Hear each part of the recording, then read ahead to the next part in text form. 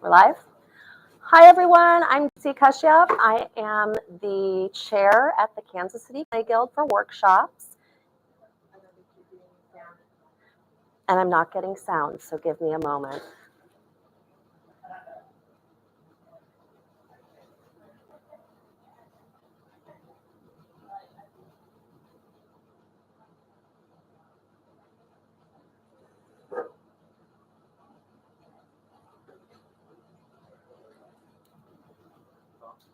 Hello? Testing? Testing? Yeah? Does anyone have earplugs in? Or we're good? We can hear? Okay. Okay, fantastic. All right, again, my name is Xiem Kashyap. I am the workshops chair for the Kansas City Clay Guild. This is our first time doing a live stream on YouTube, so for anyone who is not familiar with the Guild, we are a not-for-profit arts organization based in Kansas City, Missouri. We do a lot of programming in our studio, also in schools throughout the area, with our goal just to make pottery and art accessible to people who are usually underserved in that area. So we'd love to have you in if you're local. If you're not, we'd love to have you follow our channel and keep up with what we're doing. So today we are doing a demo workshop on closed form and narrow neck vessels. So I've got a couple of examples here, kind of the main project, I guess, that we're working on, although there will be a bunch of projects, or several at least, that we're doing, is this, which is a bird feeder. So this one was thrown, you can throw it closed or narrow-necked. This was thrown as a narrow-necked vessel and then opened up by just cutting the side, and then had a little thingy put on it. So that is one of our projects. Can I hand this to someone? Thank you. Another one we are going to work on is a closed form jar form. And there's several ways of opening this up once you've got your closed form jar. This one was a really simple, you just cut it at an angle. So that's a really fun, easy one, a good way to start with closed form vessels. Thank you.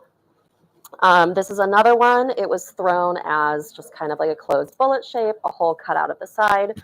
And then it just has some little crystals hanging in it and a little light. So it's just like a little vignette of sorts, I suppose. And then this guy is this is soda fired, and it's just a narrow necked soda fired vase. So there's a lot that you can do with the skills to neck in a vessel. The reason we're doing both narrow neck and closed form is because they are the same technique essentially, with about an inch of difference in how far you neck in your vessel. So we're going to start with a Christmas tree. I don't have a example, but I make these Christmas trees at the holidays. So we'll start with a closed form Christmas tree form. Also, any questions, please write them in. We have Cynthia monitoring that, so she is happy to forward any questions to me, and I'd be happy to answer those. So let's turn this on and get started.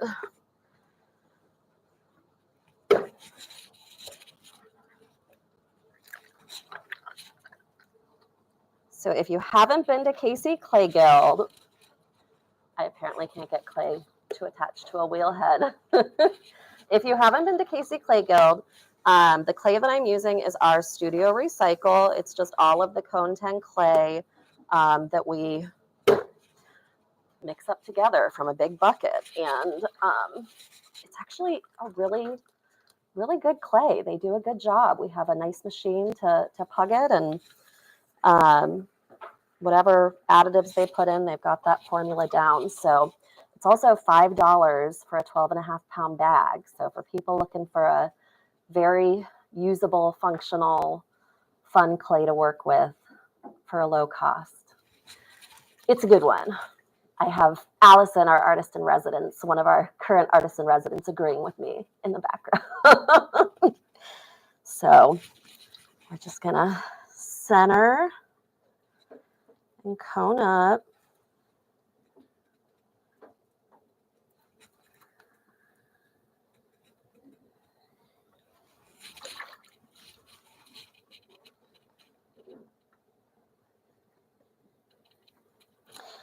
feels so weird to be on video. I'm not used to this, so I was telling everyone here that I'm not really as nervous about being on video, but you know that feeling after, like when you're watching yourself recorded and you have to hear your voice, how other people hear it. So I'm not looking forward to that. So hopefully it's not too bad. Anyway, so we're centered. I'm going to open up the form.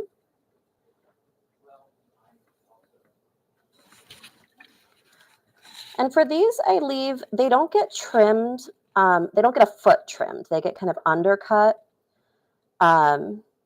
Because usually, depending on how I'm making them, usually I end up cutting a hole in the bottom and inserting twinkle lights, because I punch holes through the sides so they become like a luminary, because it's a Christmas tree.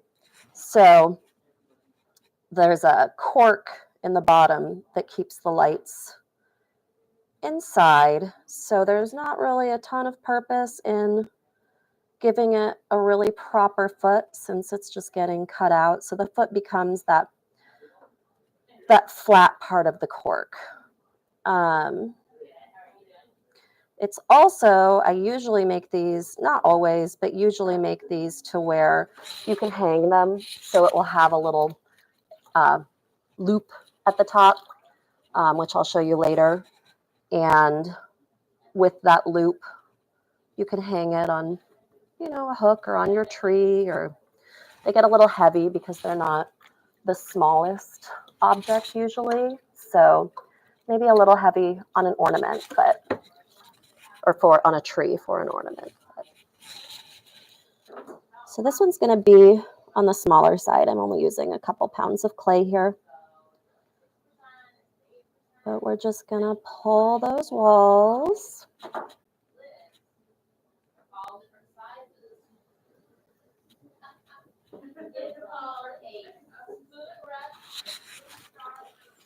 And you can kind of see I have this top a little wide.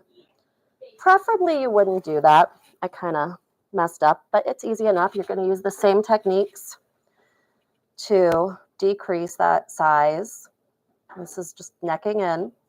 And what you're doing is you want that outside to be nice and slick. So keep plenty of water on that outside. And you will notice it starting to drag. And when you notice it dragging, you definitely want to re-wet. You can see you just bring it in. For me, anytime I'm necking in, because what you're doing is you're compressing that clay in. So not only is it making the walls a little bit thicker, it's also, I don't know if there's a technical term for this, but it can kind of fold into itself in little bits. So it gets these like, almost like a stretch mark, except the opposite of a stretch mark, like these little ridges. And you can get rid of those ridges and realign the particles and strengthen the walls by just going in. And I'm not here giving this another pull so much, maybe a little bit, because it did thicken up the walls when I necked it in. But I'm mostly just recompressing, so that way all those little clay particles are where I want them and smooth instead of wanting to collapse. So now we're just going to continue this. And again, this is just sort of an inverted cone form that we're going for. It's a tree. And you can really see, Amit, do you have your camera that you can get up a little closer on this? I should have had him show this before I just compressed that, but you can really kind of see how those walls, after you neck it in, those walls thicken up, because again, you're taking clay that was spread out over a larger diameter and shoving that into a smaller diameter. So again, you've necked it in a little bit, so you're going to come back and recompress those walls, as well as thin that out a tiny bit. You do want to be really careful, and you'll kind of, it's just kind of by feeling, and I still mess it up tons because we all do every once in a while. Um, in order to stop it from folding, you need to get these walls so they're thick enough to have strength, but thin enough um, that they're manageable. So, and you'll figure out if you practice this, you'll kind of figure out what your sweet spot is. But we're right there and getting to the point where we're fully closing. And I'm going to close this down just a little bit from the top because I'm not going to be able to show you this on, I have one of these ready to trim to show you how I get the really good tree shape. But you can see I made this little bit here and I let it dry too much on my practice piece. So I'm not going to be able to show you with that. But so here we have like the basic form. It's a little too wet for me to do the things that I need to do next on it. And I'm just going to get the slip off of it. Also, I don't think I said this. Before you close up, you want to get your sponge in there.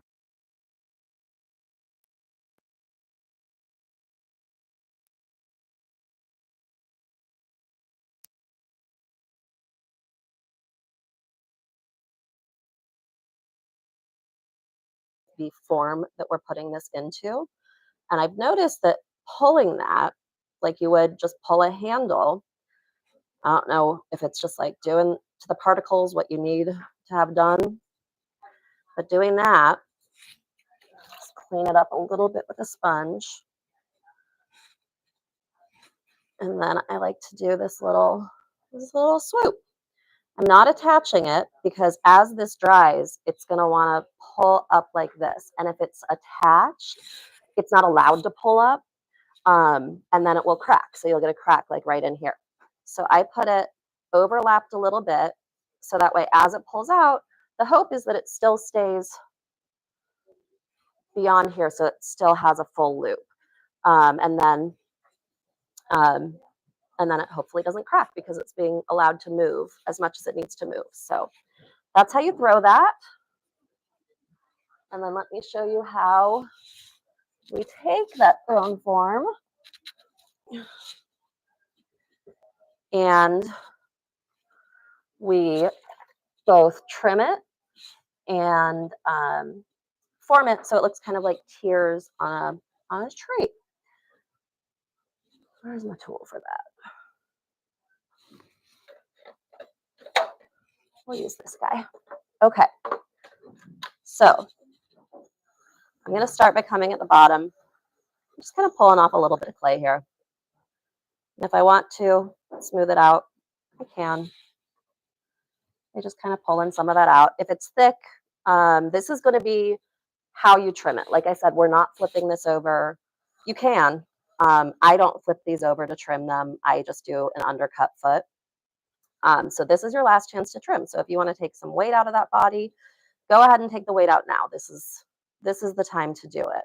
If you want the side to be really beautifully smooth, get your rubber rib and smooth it down. I've got a little texture because I'm just using this wooden rib.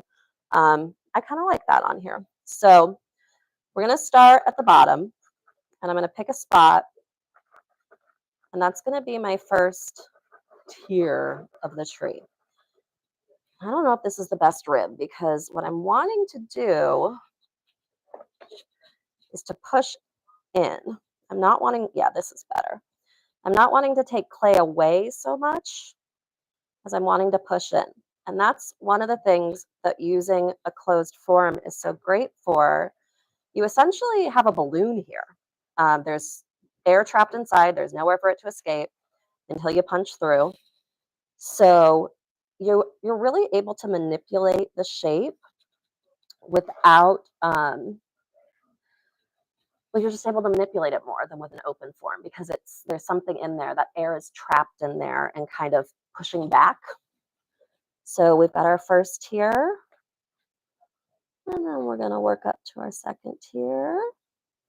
And it is pulling some clay off. But again, our main goal here is not to trim too much clay off. Our main goal is to take whatever the top of that tier is, and we're kind of just pushing it in.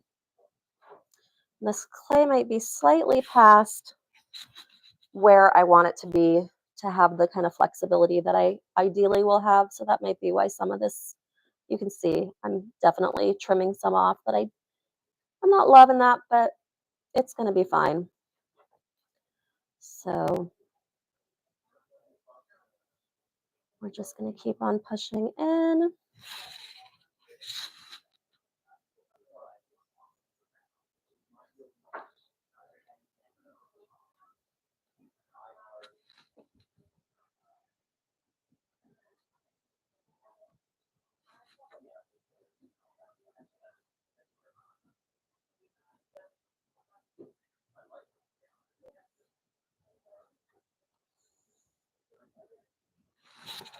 And this whole video will be a bit repetitive because, again, we are just going over and over making closed forms and then doing cool things with closed forms. So, you know, seeing things done over and over for me is always very helpful when I'm learning a new skill or trying to improve a skill. But so you can kind of see we've got a Christmas tree shape here. Like I said, ordinarily this would be swooped over. That's not a possibility right now because it's too dry. But I have a couple options. If I want this to be something that I can hang, I can take, like I have this X-Acto knife here. I can just put this right here in the side and carve a little hole like that.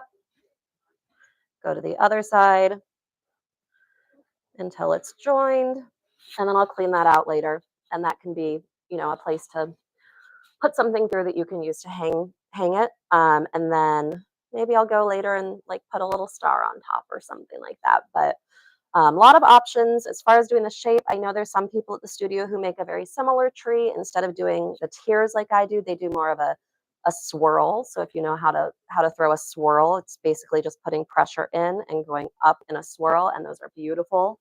And then, like I said, let me trim it off first, and then I'll show you what I do as far as decorating it. But I have this, it's like a mini undercutter tool almost. If you're familiar with an undercutter tool, I do have a larger one somewhere. I'm just going to use this because it's what I've got. And so I'm taking that. It's that kind of pizza slice shaped tool. I'm going right here at the bottom, and it's catching. And I'm just cutting away that clay bit by bit. Then I'm going to come back in, and I've got this now going vertically because that pulled up some of that clay on the bottom. So I'm trimming that away just so it stays in that nice kind of rounded off shape. I'm just going to keep going until I'm able to get kind of a rounded, like a gradually rounded bottom. Think about like almost how you would want like the shallow bottom of a bowl, but in the middle with a flat area, because that way these can be displayed by either just setting it directly you know, on a flat surface, or by putting a cork in it. Like I said, that I use the cork to hold lights inside. So it can be a luminary. So I'm not going to go all the way because I think you can kind of get the idea of what I'm doing here. And then I would go in and, you know, soften that, clean it, because it's not the cleanest right now. I will go ahead and cut some holes just to show you what I do before I wire this off. But basically, this is not the tool I use. I don't have that tool with me. But any sort of tool, where's that X-Acto I was using? Can anyone see the X-Acto I was just using? That's always a fun one to lose too, because you can stab yourself. So the same way I did the little holes up here, I'm going to use my X-Acto, and I'm just going to go in, and it's very satisfying too when you make that first hole into the main body. It kind of size. It's very satisfying. But yeah, so I'm just going to go through and do this. Whatever hole cutter tool you have, use. This is not the best tool for it, but you can see just 2 holes there. And then when you put lights inside of it, those holes light up like they're Christmas lights on a Christmas tree. So then I will just take this, I will wire it off, and you can kind of see, I didn't get that bowl shape as much as I like to. You can kind of see that shape at the bottom. And then what I would do to open up that bottom to insert lights into is just take a compass. Remember a compass from geometry in school? Put it down there, trace a shape for a little bit smaller than what I want for the cork. Even though clay shrinks, for some reason I found that I still want to make it a little smaller than I think I want. So I cut the hole a little bit smaller, or if it's easier for you, if you want to do a candle luminary, you can leave that bottom and you can cut the hole like here and put it in from the side. Lots of options there, but that's kind of your base for a clay Christmas tree. Any questions here about that? No? Okay. So let's move on to throwing, how we throw the closed bird feeder form, which, Amit, would you mind pulling that out and showing the camera? I'll just put it in front of the camera so people can see. There you go. And this was just done through the piece, went to the hardware store, got a like an eye bolt thing, put the bolt in, covered it in raffia, and did a little macrame cord. It's like the most basic macrame cord. I learned to do it on YouTube. So, all right, we are going to center another little wad of clay. And you can do this any shape you want. I tend to make my bird feeders in an egg shape. I've seen some really cool, more like squared off shapes. I've seen some that are like kind of flat and like almost like spaceship looking that are very cool. One thing to be aware of when you do it is, again, because clay shrinks, and this is a bird feeder, and most birds aren't itty bitty, especially the ones who are, I put seed in mine, so the ones that are getting the seed. So you want to make sure it's big enough for the bird to comfortably get in there and get his food. So like this amount of clay, which is around 2 pounds, I think, probably is not going to make a big enough oval or anything for a bird feeder. That guy over there that we just showed, it's probably about double that size, maybe 4 pounds. And then after it's trimmed and shrinks and all of that, it still makes on the smaller side of what would work for a bird feeder. So another thing with these, and I know this is always our goal anyway, but making sure to throw it at a nice, relatively thin. Anytime you've got something that's going to be hanging, I mean, of course, you need that balance between strength and lightness, but because the purpose of this is to be hanging on something, keeping that weight limited is a good goal. So we're just opening this up. We're gonna do our first pull.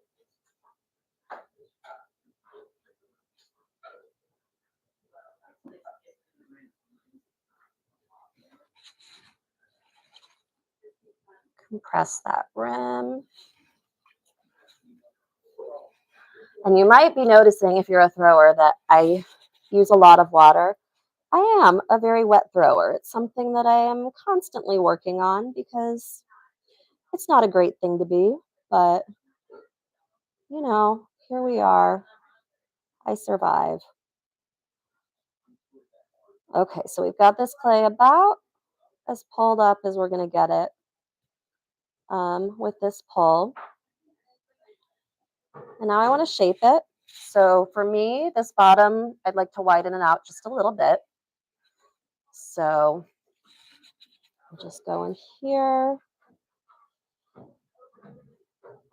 And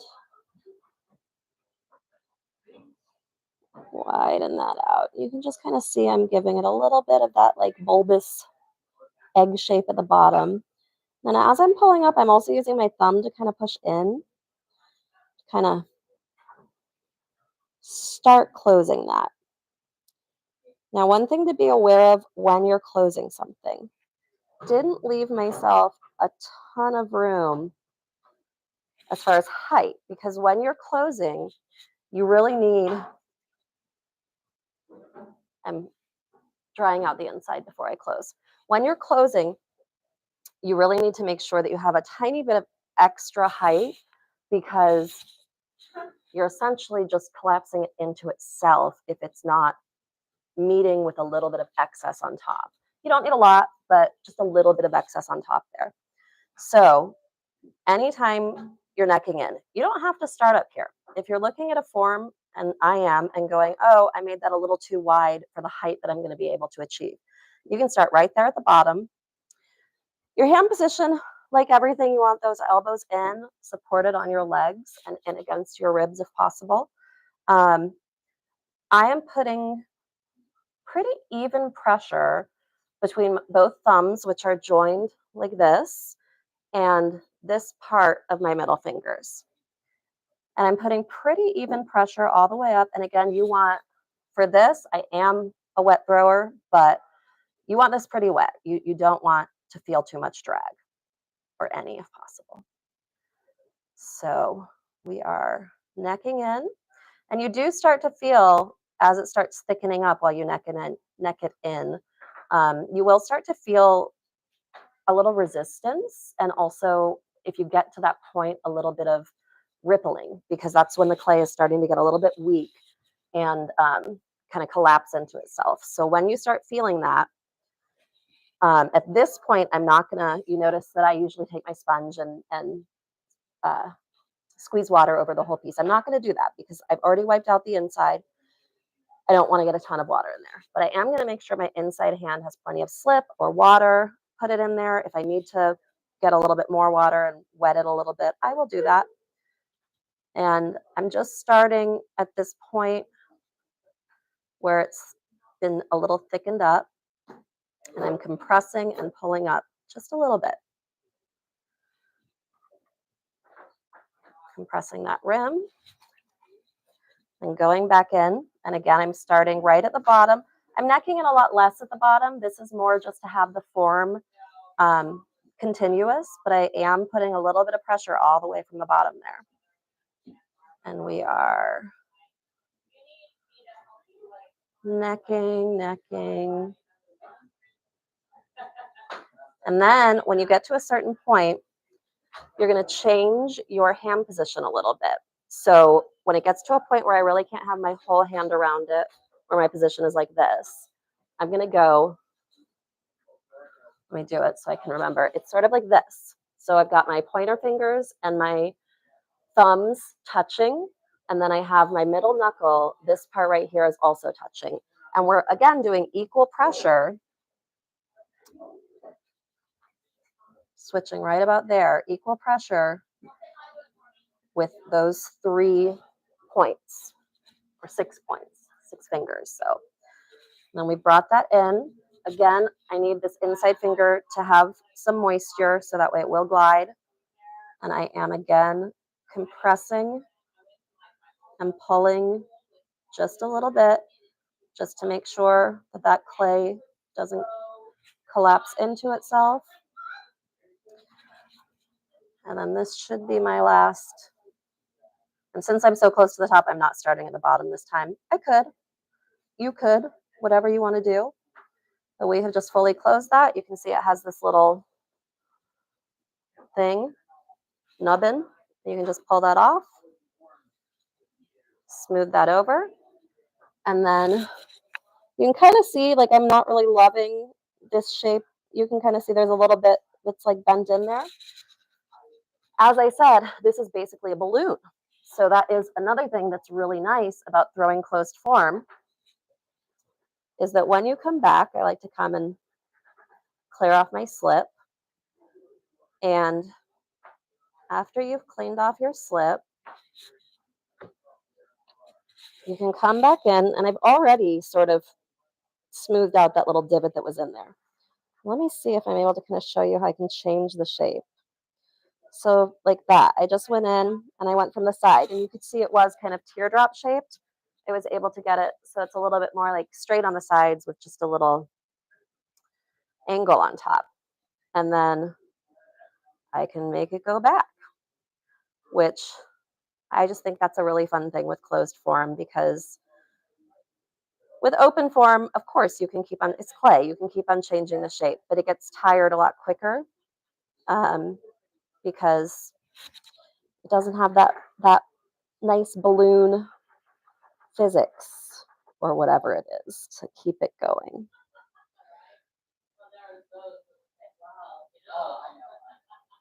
Trying to get it back as much as I can, but also don't want to spend all my time on that. But anyway, so there you go. That's how you're going to throw it. Now I'm going to get rid of this, and I'm going to trim one. Emmett, would you mind handing me that one right there? Yeah. Thank you. And this one doesn't need that. So this is one I have thrown already. And it's again one that, for me anyway, and I will show you for people who aren't familiar with trimming on a chuck, I did bring one of our chucks over that one of our studio members, Ricky Bamberg, right? Ricky, you know who you are, Ricky. We love you. He does a lot of 3D printing of ceramic tools, and he's printed these fantastic chucks for us. Maybe at some point we'll do a workshop on throwing a chuck, how to use a chuck, but I'll just like briefly show you kind of how a chuck works in case you don't know. But in general, again, I am not going to be flipping this over and trimming it. The way that I make this particular form, I don't flip it over and trim it. So what I like to do is come in and just get a little bit of weight off, even out those walls, do all of that fun stuff while it is attached. For all of these, and for all closed form vessels, I don't think I've mentioned this yet, I do not cut them off the wheel until quite late in the process, because you want to keep that perfect center, and that will become even more apparent how important that is when we do the closed form jars, because that perfect center is what allows you to make a gallery or to cut that even lip when you're making the opening for the lid and the bottom. So we just cut a little bit off there. I'm going to go ahead and just use my X-Acto knife again, because I do want to be able to hang this. And like I showed you on the other one, I had a hole in the top, and through that hole, I just went to the hardware store and got a little eye hook with a bolt. So you just screw them together, and that's how you use it. And that's nice too if you use a metal hanger, because instead of putting birdseed in it, you can use it as like an outdoor candle holder if you want. You put a little candle in there. They look really pretty like that. But if you have rope sticking through, your candle is probably going to burn that rope, because these things trap heat. So I am just trying, again, this is not the ideal tool for this. Let's just do this. There, I don't know if you could hear, I hope my microphone picked it up. It does this like very satisfying sigh when you open it up, just kind of lets that air out. Okay, so I've got that open. For my trimming, I'm going to do the same thing that I do with my tree. I'm taking this little triangle tool, and again, if you have an undercutting tool, those are great to do the same thing. I'm basically going in. Oh, and this clay is really just pulling at me, and I'm probably going a little too fast. So we're just going to go in with that pizza wedge. Then we're going to take the side of that pizza wedge and we're going to clean up the side to continue that slope down to the bottom. I do like on these to keep somewhat of a flat bottom so that way if you put them on a counter for whatever reason, you're not, it's not Humpty Dumpty off the counter. So I'm going in with just a regular trimming tool to round off that bottom. Going back in with my, I'm going back in with my undercutter a little bit.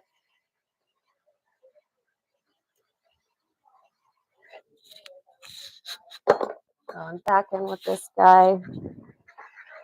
And again, what we're doing down here, it's the same thing as if you were flipping over a vessel and trimming it. I don't need to get to that very bottom. And because of that, I'm not flipping this over in a chuck to do the very bottom. If I needed to, that's what I'd be doing. And I will show you how. But this is just how I do it. It's just like this. So, excuse me. From here, we're going to cut them off. And you've just got bottom like that. So you've got the shape. I'm not going to trim it on the chuck, but I will just show you the chuck for people who aren't familiar with them. Amit, would you mind handing me, do you see that black thing stacked on top of the other black thing behind the Christmas tree? Yeah, the one below it, the one that's all attached. Thank you. So this is a chuck. It's a chuck system. So we've got a smaller chuck and a bigger chuck, depending on the size of pot you have.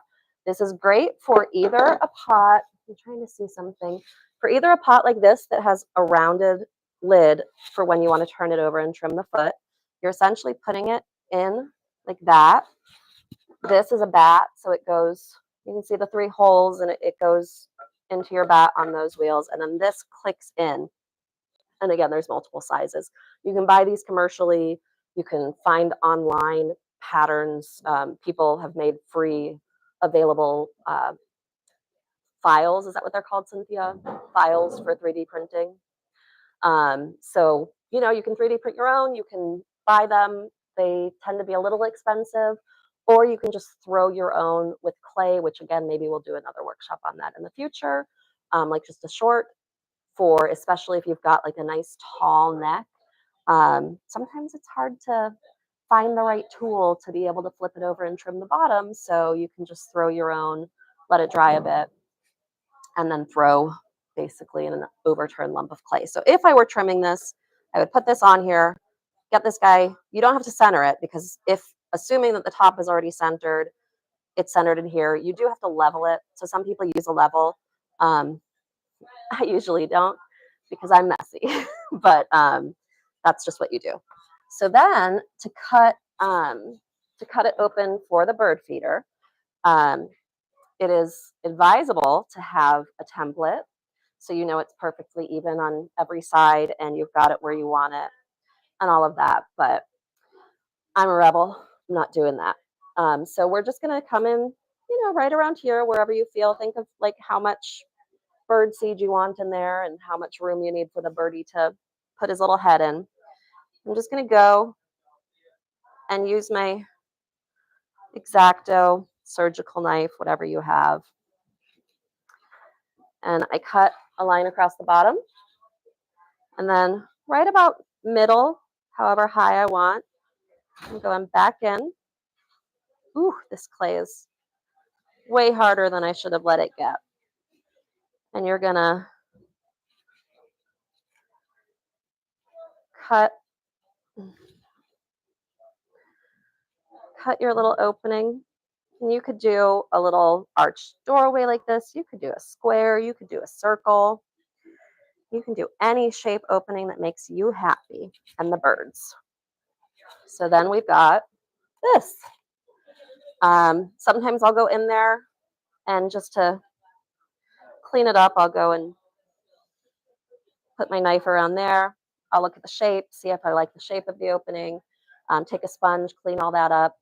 But that's pretty much it. You've got a little guy that's ready to do what you want with it. But that's the basic form. Any questions on that? No? Do you mind? Thank you very much. Okay, so the next thing we're going to do is, how are we on time? We've been going for about 45 minutes and we have an hour and a half. Is that right?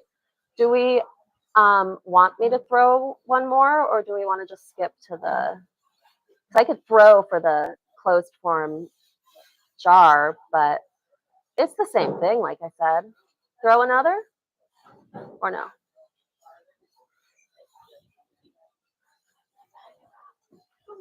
Go ahead. Okay, I'll do it. May I hand you this, please? Thank you. Okay, so we are going to throw a closed form jar, and then I'm going to show you 3 different ways to open that closed form jar. Emmett, would you mind handing me that little white one with the leather strap on top? Little guy. Thank you. This is what I'm talking about by the closed form jar. So that is thrown, a lid and the body is thrown as one piece. And then it is later, there's like a little hole I poke on top to put a strap through, which you can do or not, depending on your preference. And then you, again, there's various ways to do it, but then you separate the top and the bottom and you've got a lidded jar. Very easy, quick way to make a lidded jar without having to throw a lid. So we're centering.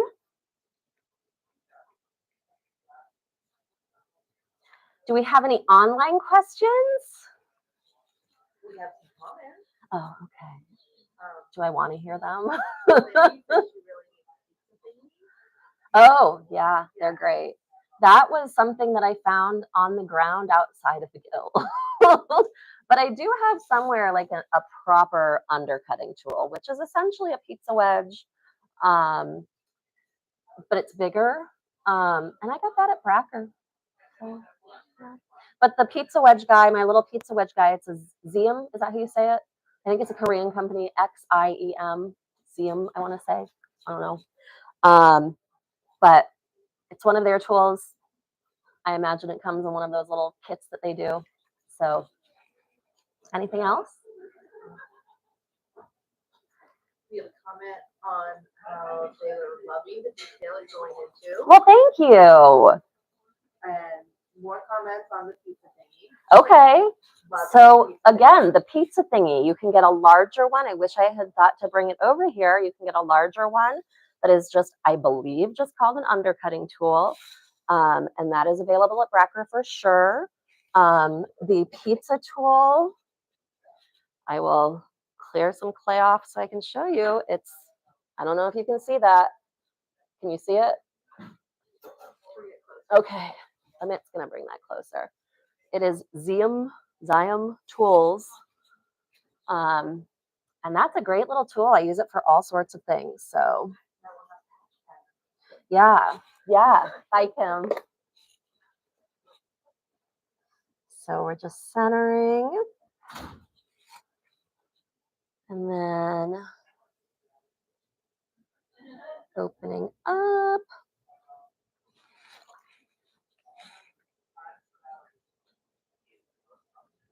I always wonder, because I do know, and I've been working on it, and I know I've mentioned this before, that I use a lot of water when I throw.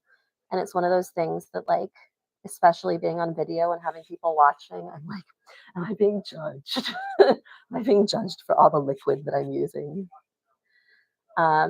So if you're judging me for using so much liquid, well, you know, that's fair. I'll just learn to live with it. So on these, I like to throw, because I like a pretty nice deep foot. So I like to throw a relatively deep bottom. So I'm at probably 3/4 of an inch. And we're just pressing.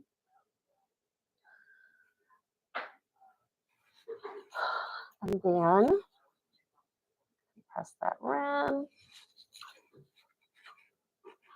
Start our pull up. And I do like, when I do this first pull, I do like to kind of angle it inward, because again, the purpose is to keep this closed. So the more you can keep that rim from widening out, the less you have to close in. So that's always very, very good to keep in mind with every movement you're making, is trying to move things obviously towards the shape you want, but additionally keeping that top moving, upwards and inwards rather than outward. So here's pull number 1.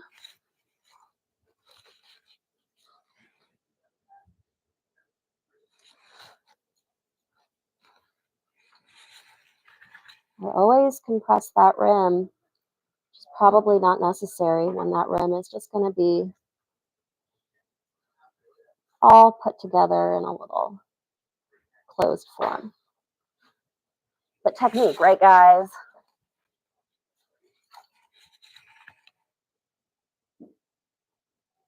So this is going to make for a very tall, skinny jar. What was that? Oh. Okay, so I'm about to start closing. So I'm going in and I'm mopping up the bottom. And then another thing I like to do, because for me, and you can do any sort of form you like. I've done these jars where they're, again, more egg-shaped. I've just done, you can do any shape you like. My preference, like you saw from that little jar that I showed, I really like a very straight-walled jar with a lid that just kind of slopes in. So I'm going to come in here, and then I'm going to wet that hand and I'm basically going to push, not all the way up, but just enough, push out. So you can see I've got like a pretty nice, it might not be straight up and down, but it's a pretty nice straight side. So I did get a little bit of water in there. So I'll mop that out. So now we're going to close.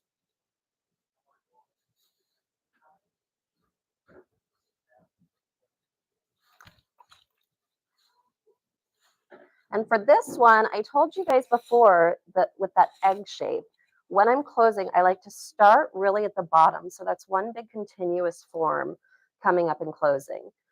I don't do that when I'm doing a straight walled one because I want to keep that straight wall. So the purpose is not continuity. The purpose is a straight wall with then a break for a more angular look. So we're just gonna close in. And again, so you can kind of see what I just did. All I did was I closed in from the top here. That's not going to get me anywhere because the amount that I'm closing in, there's not enough to reach the middle and all be together. So you are going to have to come down a little bit from the rim and start lower than what you necessarily want. So when you're throwing, keep in mind that you will be losing height in order to close. So we're just compressing and pulling up, getting our hands wet.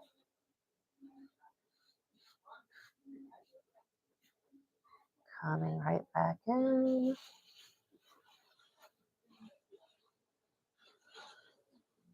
And so sometimes you'll get this little extra blip. But then for me, because again, I just like it to be really nice and angular.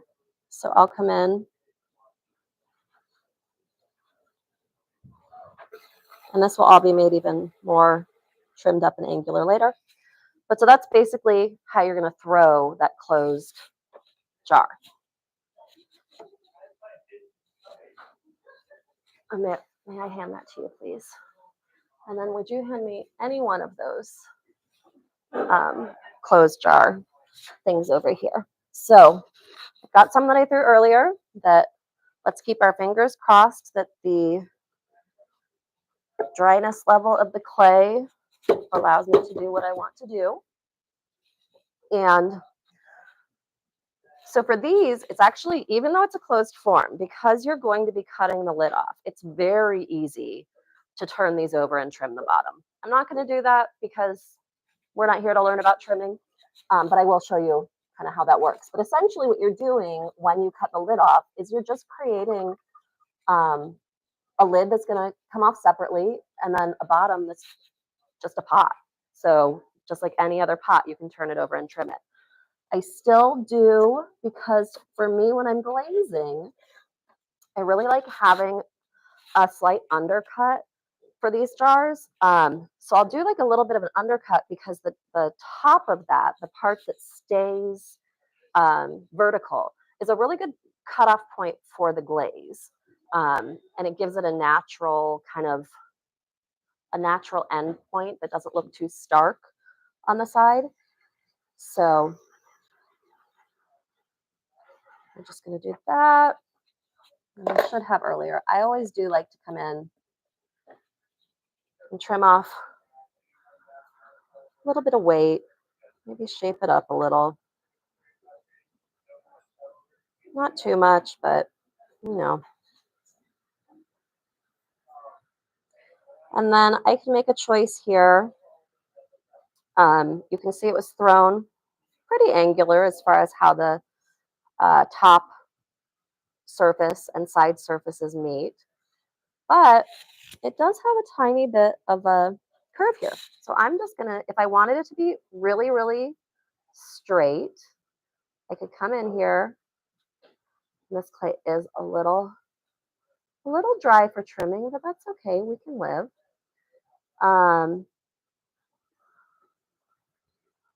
So we're just kind of coming down, and I can make more of an angle by trimming at a kind of, not right angle, but at the angle that you want.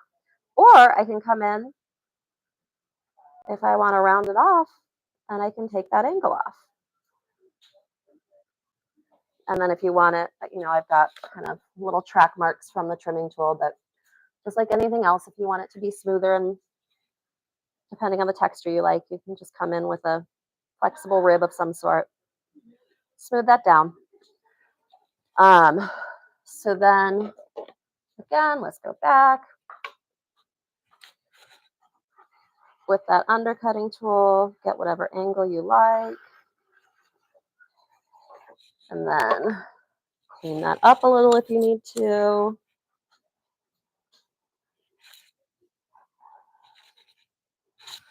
And then before we cut it off, again, because the whole point of this is that it's just so much easier to open it up while it's on the wheel and it's centered. So let's find our X-Acto. For these, I really like, and they sell these at Brackers. I know you can buy them online. If you have a family member in the medical field, sometimes they can get these for you. Thanks, Amit. And they're really nice and sharp. Obviously, like any blade, you need to be very careful with them, but I really do prefer a surgical blade to an X-Acto blade. They seem to last, and they do seem to be a little bit sharper, but also it's a thinner blade than an X-Acto, so I really like it. But what you're going to do, you're going to pick a place. This is not how I'm cutting this one in the way that is not my preferred method for doing it. So actually, I'm wrong. For this one, I am going to pull it off of the wheel. So here we go. And actually, no, before I do that, I'm just going to trace a tiny line wherever I want to open it, just so I kind of know where even is. I'm going to take this. Some people will go in and like follow that line. And let's say, Cynthia, do I want to do a little key notch hole, or do I want to do a curvy cut open? Curvy. We're going to do curvy. So this is just going to be loosey-goosey. Woo. And it is much easier to, ooh, you could just hear that come out again, that air. This is so much easier when the clay is a little bit softer. But all I'm doing is doing a little curvy wave pattern. And by doing this, your pot lid, even though, this is tough, even though there's not like a gallery and a lip. So kids, don't try this at home. This is probably very dangerous. Even though there's not really a gallery and a lip,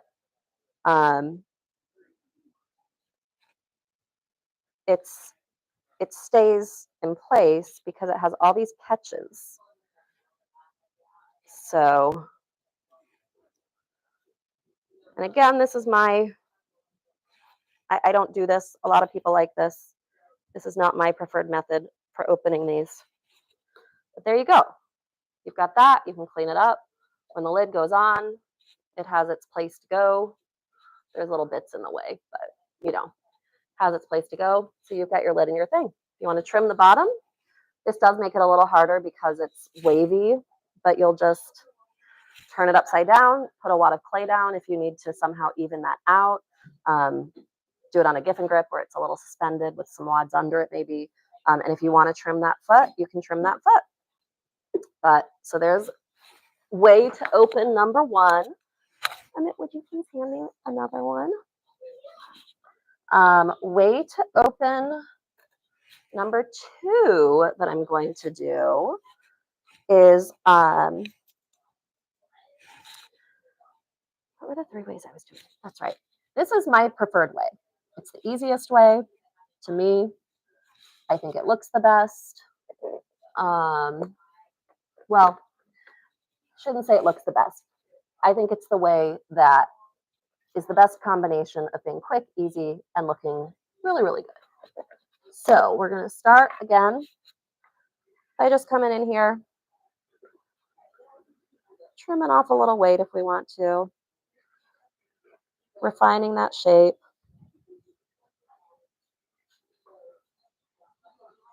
I do love this trimming tool too. It's a groovy tool. It's just a pretty standard large size trimmer, but it has a really good blade on it. So we're just going to kind of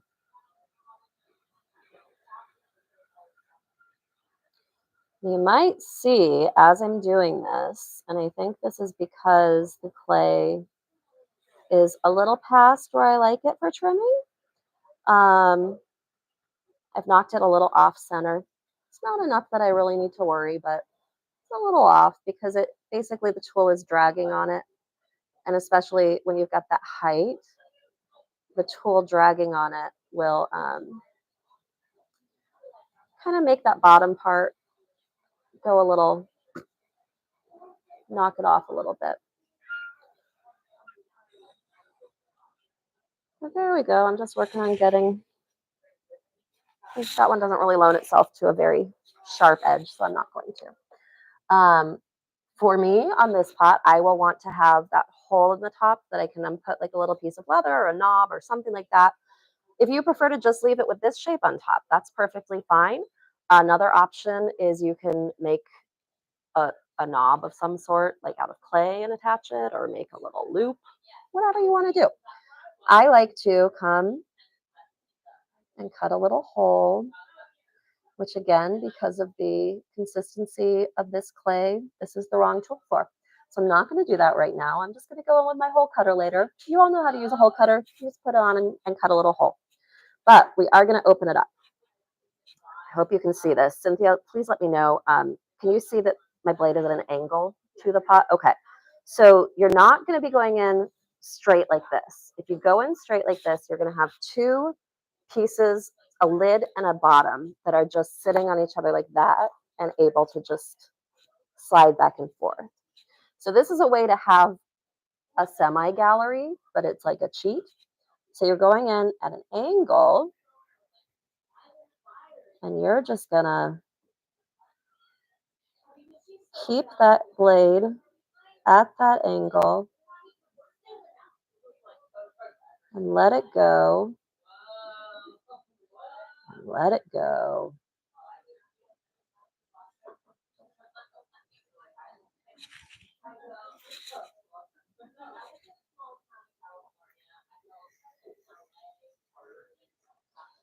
And what you're doing is you are just there. I just heard it open. Because it's a little off, it didn't open fully evenly all the way around.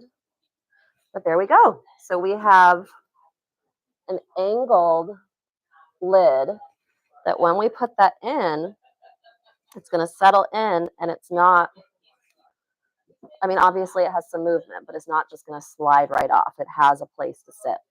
And then you are going to want to go in. It has some little like boogies and catches, so you want to go in and clean that up. Then for trimming this is a lot easier to trim than the, let's undercut that.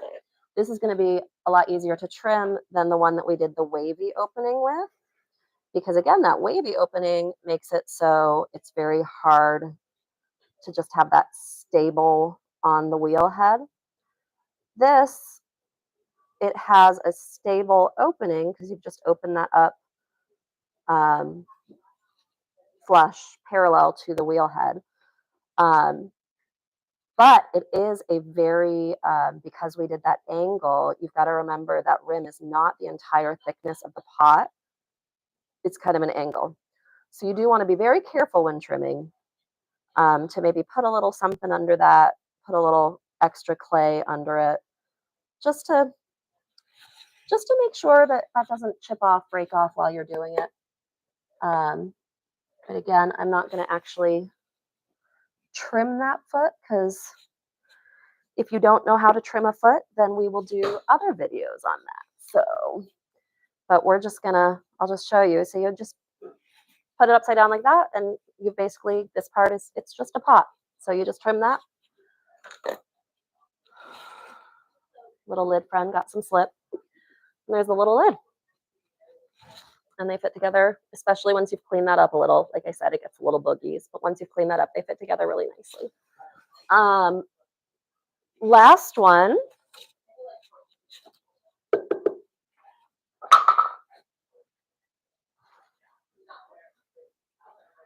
Thank you. We are going to learn how to actually create a gallery, a proper gallery with a, what do you call that? Just like the little lip and gallery, whatever you call it. Okay. I'm not up on my terminology, but what we're going to do, I have had the same chopstick in my, and it is a cheap Chinese carryout chopstick that I've had in my kit for probably 5 years.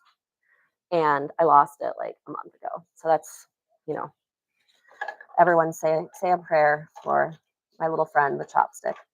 But you don't need it. You just need some sort of flat, straight tool like this.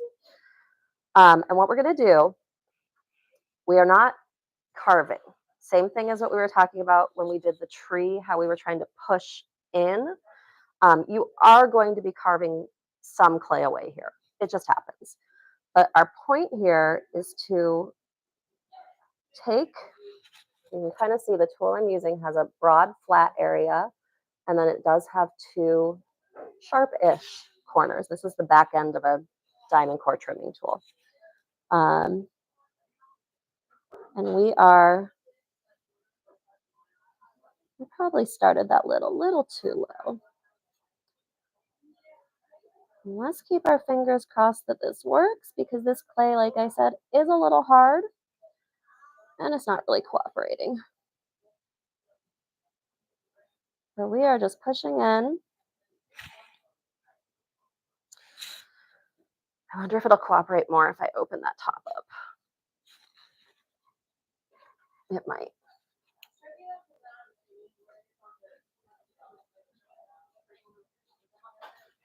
Because this is going to take out, and I'll click there. This is going to take out some of that pressure from the inside and hopefully allow the clay to push in. Generally, you want that pressure, but because this clay is past where it really should be for this sort of manipulation, I want to relieve some of that pressure. I just don't know how well this is going to work.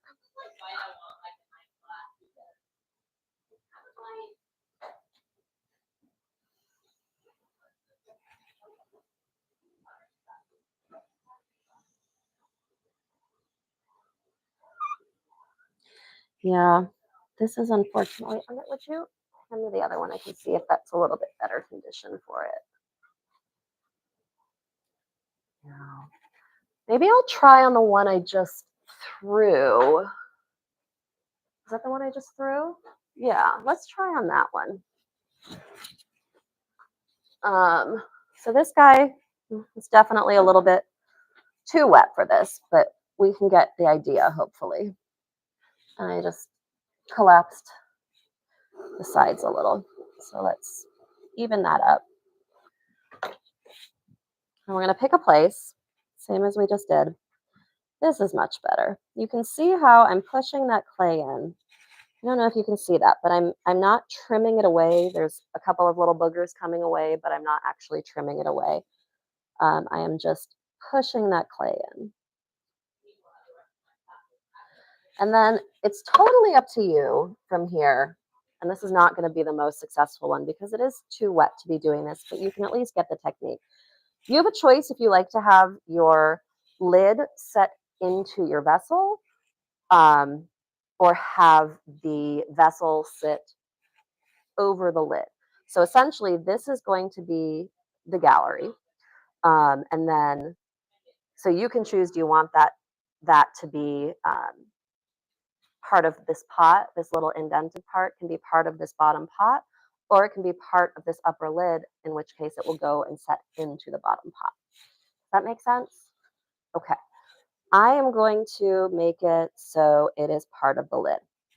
So I'm taking this very bottom part of where I push that in, and I'm cutting it right there.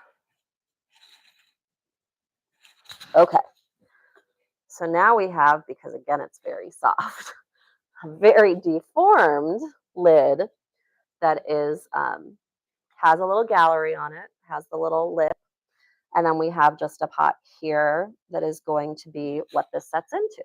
Now, in order to make that happen, you are going to, I am not going to be able to actually do this, it's way too wet, but you are going to put this lid upside down into here, and you are going to, because that's still almost all the time you won't have pushed it in quite enough to be able to fit into the pot. So you're going to take your trimming tool and you're going to trim that until it, and you can see the little boogies up here, so you'll trim those off too. So you're going to trim that to the point where then you can flip it over, and again you can trim the inside of this guy to open it up until they match, and this circle here, this little lip that you've created, will fit. We're just going to squish. But it'll fit in there. And it does work when you have clay that's at the correct level of dryness. I apologize that I did not have that. So the people who are here, are there any other sorts of closed form?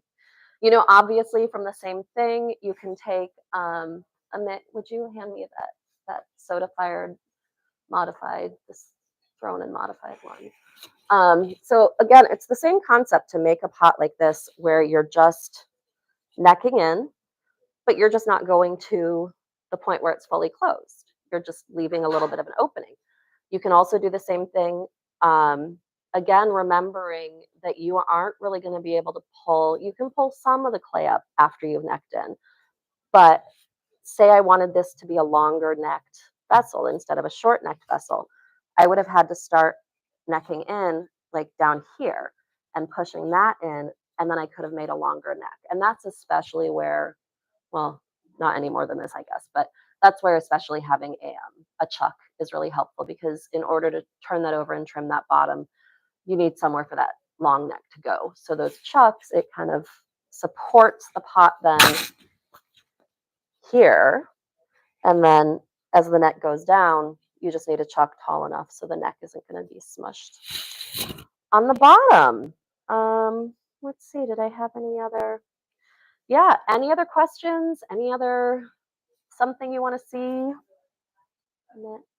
Thank you. No?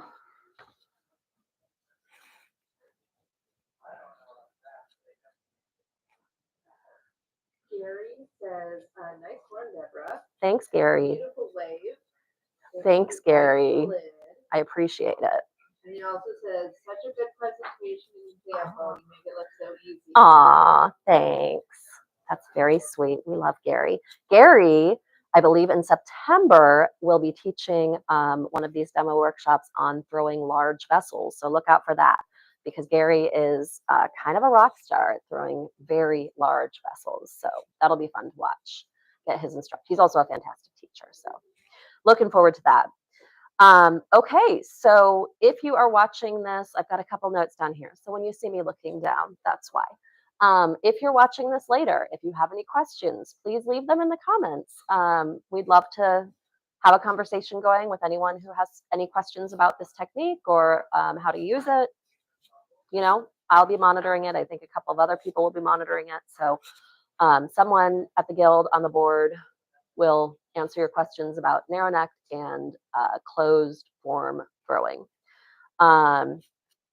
Second thing, if you have any requests for any type of demo workshop, specifically demo workshops like this, where you're just like watching and learning rather than, you know, one that we have a class, but really requests for either of those. Email workshops at kcclayguild.org. That is, I think Cynthia's going to type that. Cynthia, would you mind typing that in comments so people can see it? Thank you. Description on that. Okay, it'll be in the description. But yeah, shoot us an email there, and we would be happy to consider and find someone. If you have suggestions of people who you think would be great at teaching one of these, we would love to have those suggestions too. If you are someone who would like to teach one of these, please get in contact with me.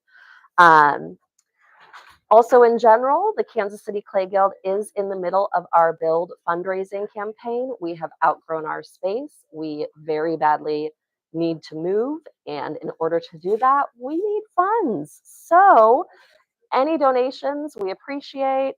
Support at our events, we love it.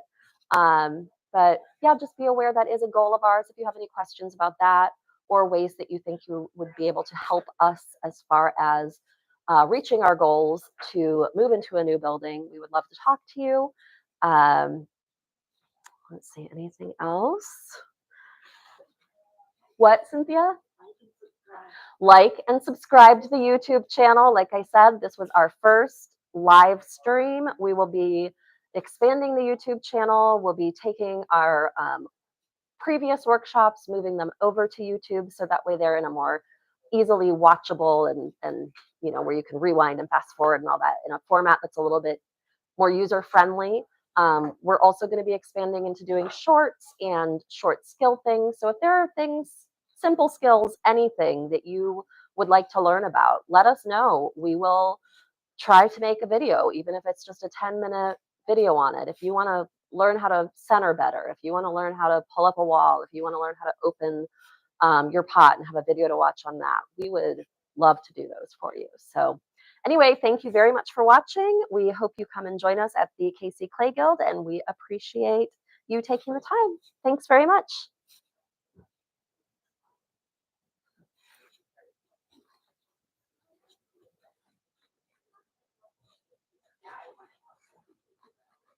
Am I on? I'm off.